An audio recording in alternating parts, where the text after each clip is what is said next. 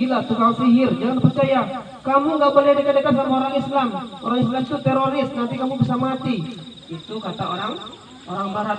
Setiap hari dari kecil dia tuh diperdengarkan, dikasih tahu bahwasanya Nabi Muhammad itu orang gila, orangnya nggak beres. Kemudian dia tukang sihir. Orang Islam itu orang teroris.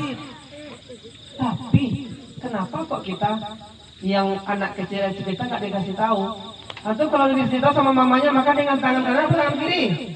Kanan. Tapi tahu nggak kenapa kok pakai tangan kanan? Nggak tahu kenapa tangan kanan? Iya. Kita pakai tangan kanan karena disuruh Rasulullah la ta'kulu fa inna syaitana. Iya.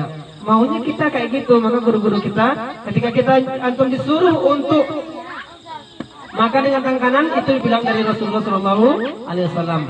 Oke, mana pemimpin dunia? Ini pemimpin dunia. Belum semangat. Mana pemimpin dunia? Ini pemimpin dunia.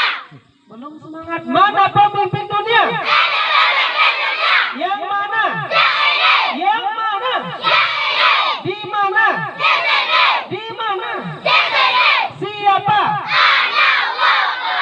Oke, luar biasa sekali.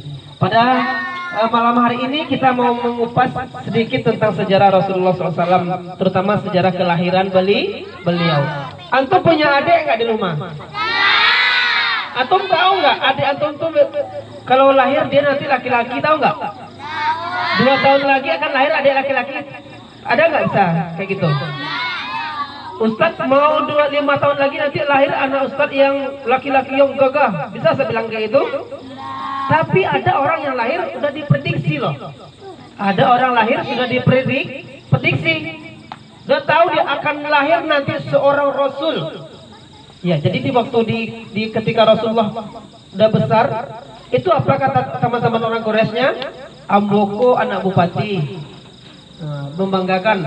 Amboko anak Pak Camat, Amboko anak Pak Wali. Kata orang gue, saya ini keturunan ini, keturunan itu, keturunan ini, keturunan itu. Saya ini orang hebat, saya ini keturunan terhormat, orang Caniago.